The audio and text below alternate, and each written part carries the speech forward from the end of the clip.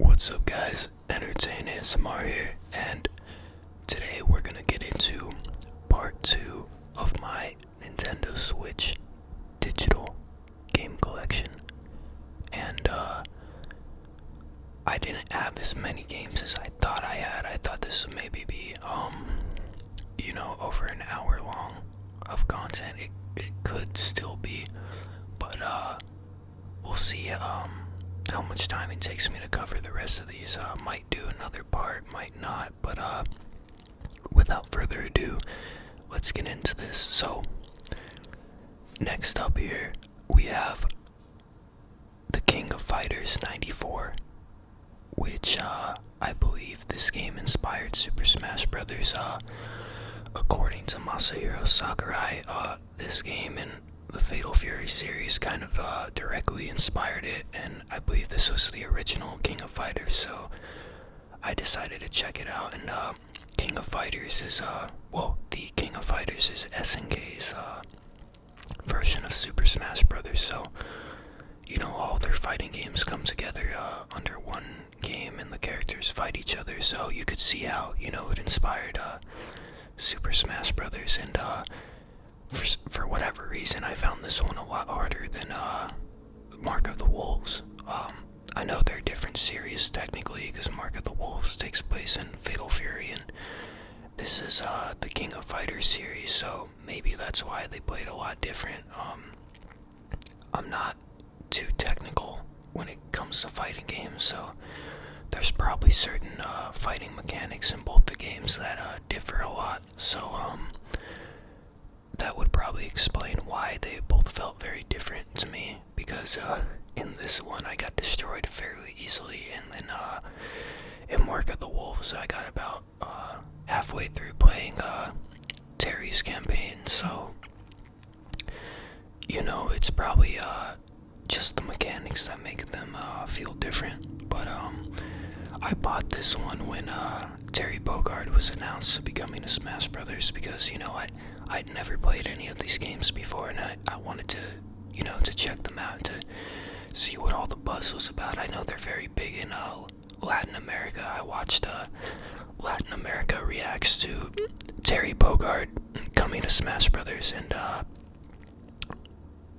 it was actually pretty interesting, because I didn't know how big SNK and he was in general over there. So yeah, that's that game. And then next up I have Doom 3, and I played this one on Xbox, I believe, a while back, and I never owned it. I played it at a friend's house, but I decided to buy, the original Doom games. I know technically this one doesn't take place in the same storyline as 1 and 2.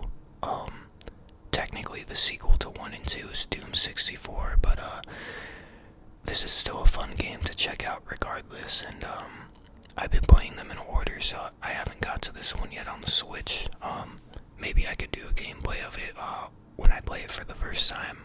I love Doom, and maybe it'd be cool to do that on the channel, which I find it kind of funny actually, because Doom is very loud and action-based, and ASMR is it's quite the opposite. So I think it'd be pretty ironic to do that, but it'd still be very fun to do. So that's definitely something I'd like to check out.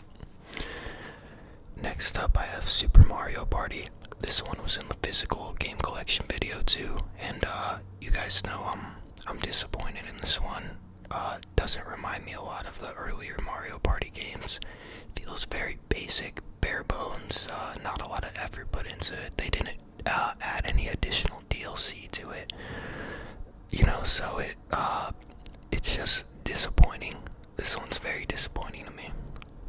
Then we have Mario Kart 8 Deluxe, which it's one of the best Switch games, as I said in the physical video.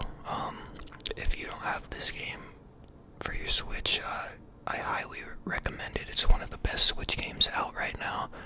It runs very smoothly. The online's fun. It's fun to play with friends. It's fun to play by yourself. It's just a very gorgeous game, and I think it's the definitive Mario Kart. I think it's definitely the best one out, so check that one out. And then we have Mario Tennis Aces, which is a Mario sports game. This was in the physical game collection too. And I played a bit of, there's kind of a story mode to, not really like a story mode, but I guess you could say it's a story mode. You go through missions and you just play tennis as you go up kind of a board. So the board layout reminds me, it's similar to 2D Mario, like Super Mario 3, where you just traverse across the board. But and there's different themes, like different areas for the courts. So this one's really fun, and they added a lot of free DLC. They added a lot of DLC to this game. They kept it alive, and because at launch, people kind of had a similar issue with this one, a Mario Party, but they fixed this one up a lot, and it has some pretty good reviews online. People did some gameplays too, so if you're a fan of the Mario sports games or tennis games, anything like that. Alright guys, I'm back. I'm so sorry about that. Someone called me on my phone and just completely interrupted this video, so I thought I had that in Do Not Disturb, but I guess I didn't. So let's just get back into this. So next up, we have Yooka-Laylee, which was made by the original team that made Banjo and Kazooie. And some people didn't like this game because they thought it was more beauty and glamour over content, and a lot of I think they're quills that you collect. A lot of them, people said they were too easy to find, too basic. It had a similar issue that some of these other games had. People just said the content was there, but it wasn't enough, or it wasn't as quality. But me personally, I enjoyed this game a lot.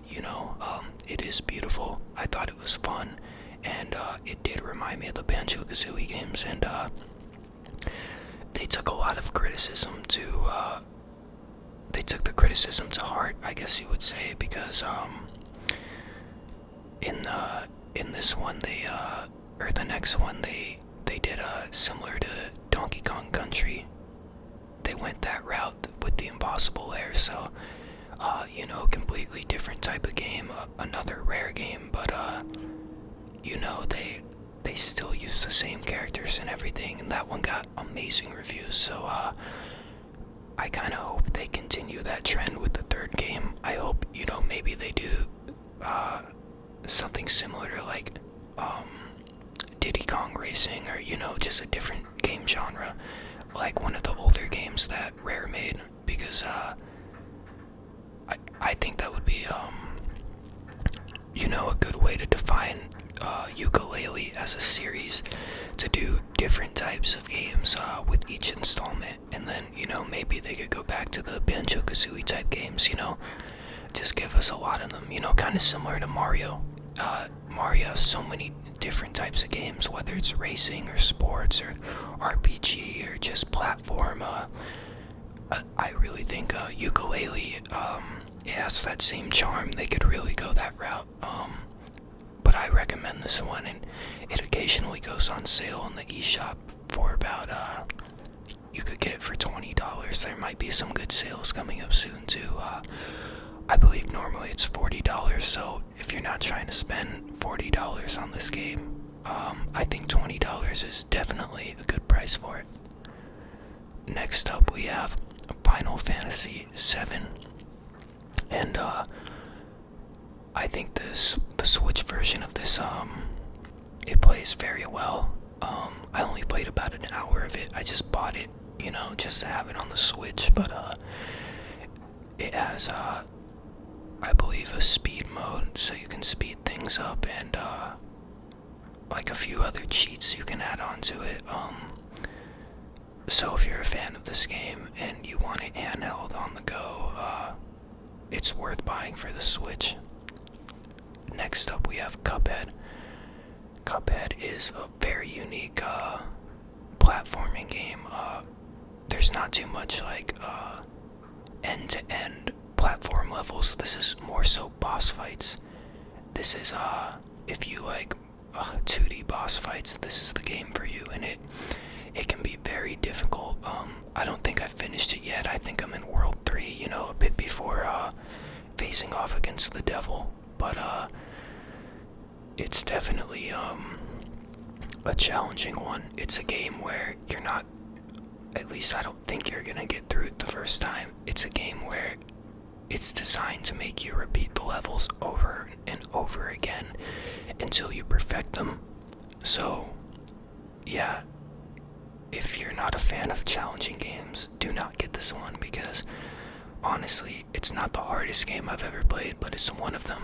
So, if you're not a fan of really difficult games, don't grab Cuphead, but if you are, definitely get it. In the art style, you know, it kind of reminds me of that old, like, 1930s style, 1920, well, not 1920s, I'd say around 1930 style.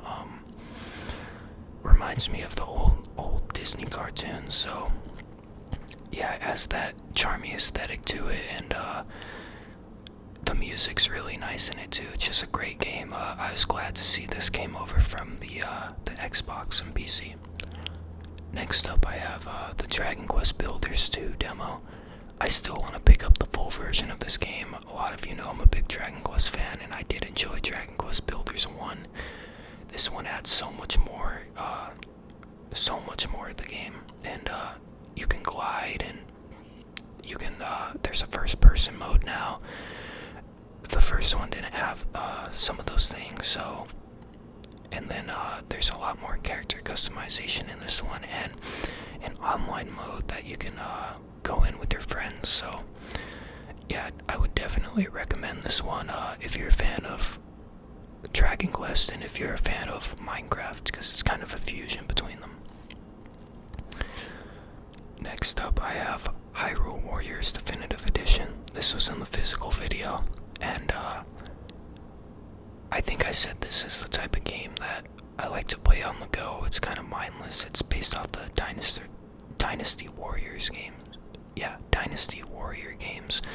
So, if you're a fan of those games and you like Zelda stuff, I definitely recommend this. It's, you're fighting against thousands of enemies. It's kind of mindless hack and slash, but, and there's some cool special moves you can do, and you can play as almost like every Zelda character, including some new ones, so it's definitely a cool one. I recommend checking it out. Next up, I have Donkey Kong Country Tropical Freeze, and this is probably the best Donkey Kong game I've played. It's definitely one of the best 2D platformers that I've played, and you know, I think it really compares to the older Donkey Kong games, but they just added so much more. And then the Yooka-Laylee sequel plays actually very similar to this one, and I'm not gonna go too in-depth into this one because I did in the first video, but just know that I do highly recommend this one. Next up, I believe it's Geki Yaba Runner Anniversary Edition. This game was free for me in the eShop. I don't know why. I believe it's because I own another game by the company that made this one, and I believe this might be, I'm not sure if it's a port of a mobile game, but it definitely plays like one, and I played it for a few hours, and I actually had a bit of fun with it. You know, the levels can get pretty difficult on it, and I'd say it's like memorization, so it's kind of similar to Cuphead in that way, but they are very two different games, don't get me wrong. But I'm gonna get back into that one soon, and yeah, I definitely think it's more of a game I would play on the go. Next up, we have Super Bomberman R, and I believe I downloaded this one for free off the Japanese eShop. I don't know how. I played a bit of it, and then I don't know if it was a trial or what. I really don't remember. It was a while back, but I downloaded it to check it out, and I really haven't played much of it to give you guys an opinion on it, but there it is.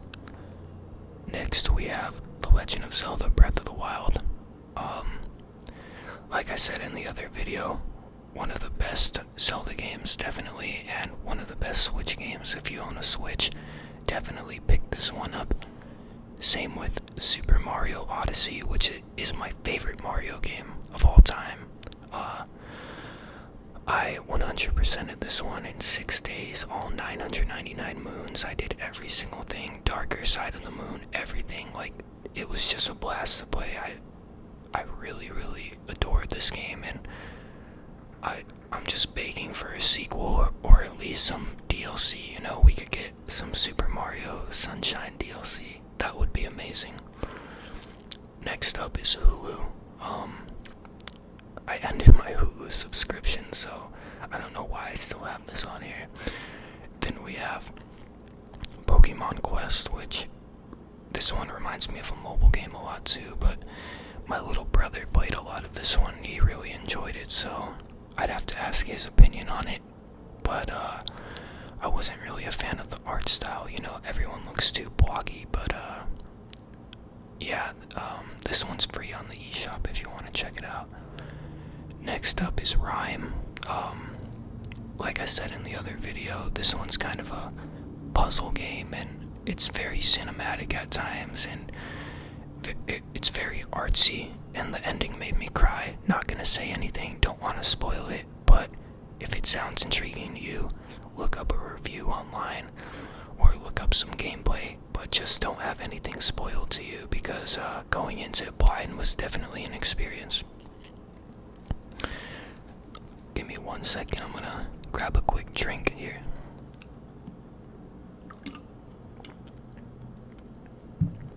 Okay. Next up we have Pixel Action Heroes. And this is kind of a Minecraft ripoff with guns that you can play online multiplayer with friends. It has a zombie mode. You can make your own characters. I don't remember how much this was when I bought it. All I know is I don't regret the purchase because I had a lot of dumb fun on it, and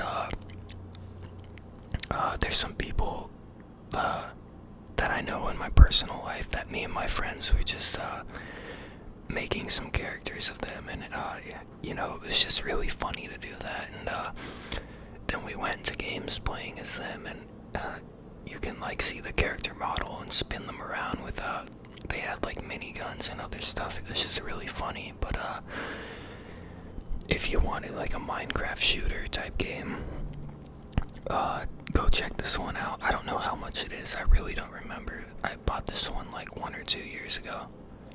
Then I have Rogue Trooper Redux. I don't know what console this was on. I think it was the PS2. The Rogue Trooper, they just kind of enhanced it a bit and put it on the Switch. I played like maybe an hour or 2 of it and then put it down for a little bit because I bought some other games, but I definitely want to get back to this one because it was really fun. Then I have Bouncy Bob, and this one was $1 on the eShop, and it's sort of, I think it's like a platformer game. I just bought it as a game to have, you know, when I'm on the go in case I want to play something. It'll be there, you know. Then I have Kirby Star Allies. Still haven't played this one, guys. It actually seems like the type of game that, you know, I could do some ASMR gameplay to. You know, it's just kind of relaxing, something, you know, we can all relax to and zone out, you know, have a good time, get some tingles. So let me know if you guys want to see a gameplay video on this one. Then I have Arcade Archives Donkey Kong, which it's an arcade import of the Donkey Kong game. And I changed the settings on this one where the screen is flipped to the side, so you know it has kind of that arcade resolution, and I play with the bottom buttons on the Switch, so it feels like an arcade machine. And you know, I love the original Donkey Kong. It's fun and challenging. So I don't know how much. I think these are maybe $6.99 on the eShop, but but I think a few of these games are free with the NES app now, so it's kind of pointless to buy them. But if you want to change the settings around like I did, you'd have to buy these versions. Then I have Mega Man Legacy Collection, and this was one of my brother's games that I was playing. I was playing a bit of it after I beat Mega Man 11, and you know, it's just classic Mega Man, and it has a rewind functionality now, so you know, if the originals are too hard for you, you can rewind it now. And it was really fun to play. You know, it's interesting to see how Mega Man's evolved over the years in his games, and comparing the older ones to the new one, it's just really fun. Then I have Dark Souls Remastered. This was the test version, so the beta that I was playing before it came out, and you know, it's just Dark Souls.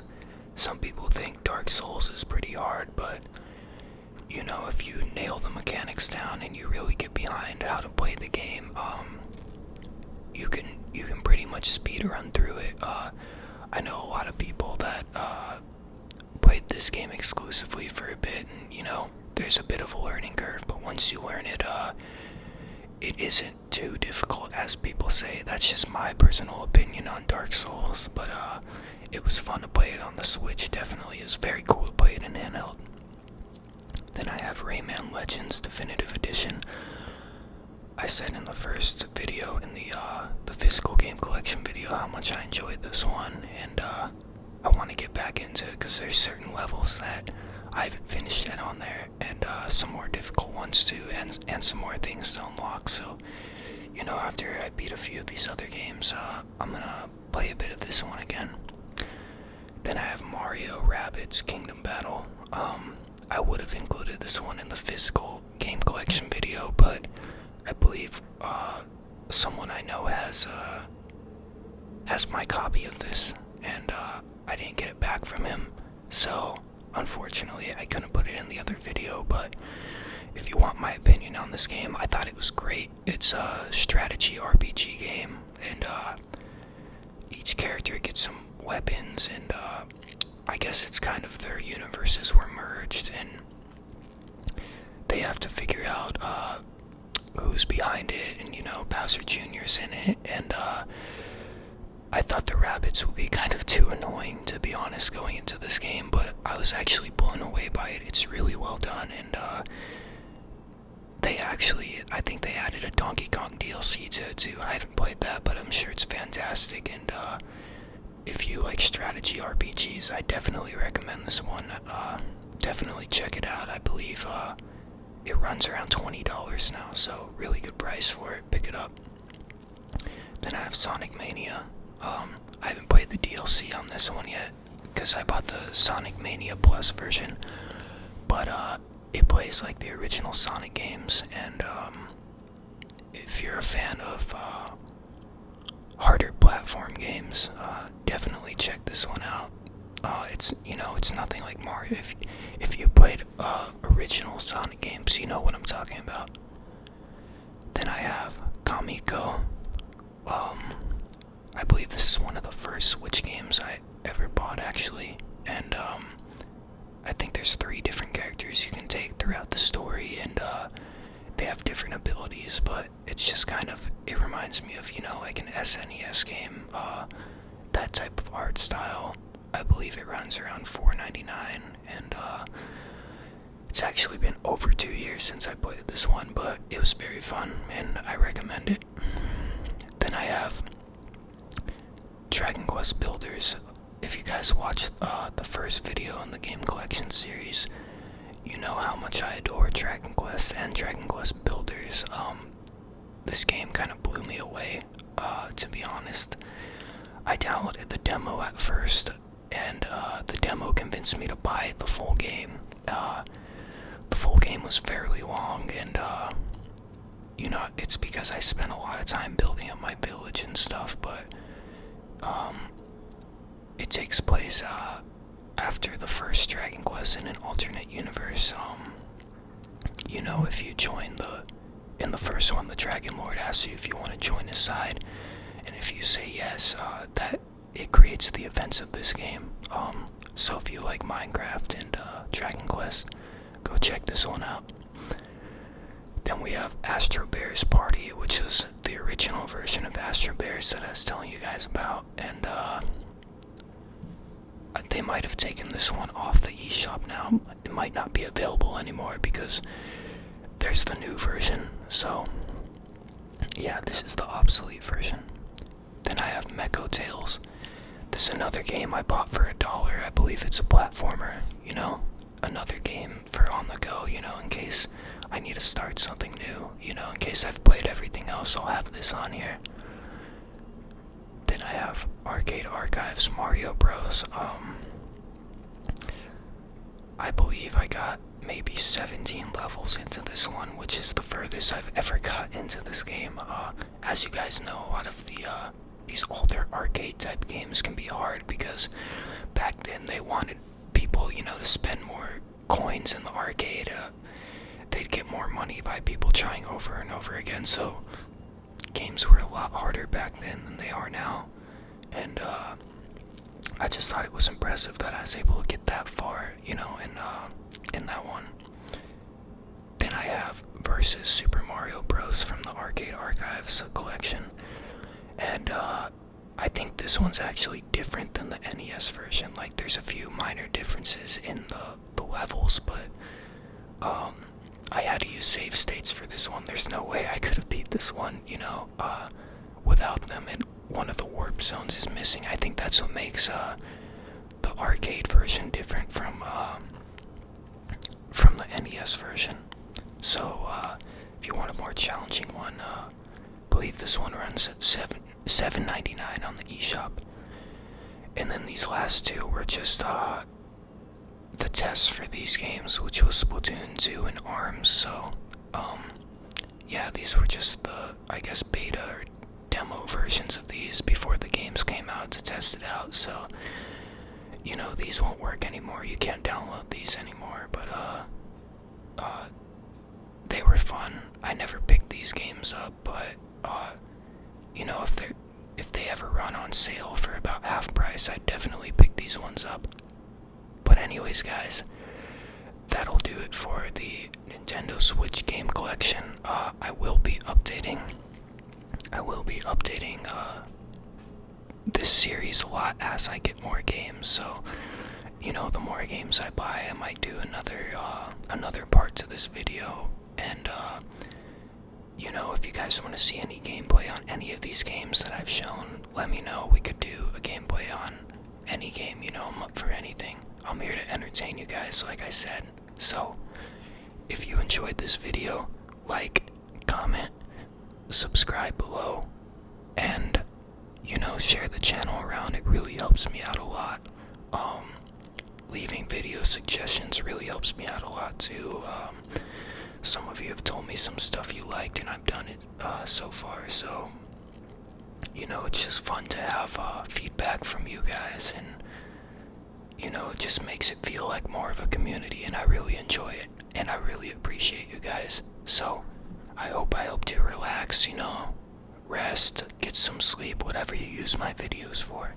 But thank you so much for stopping by, and I hope you have a good one. Bye.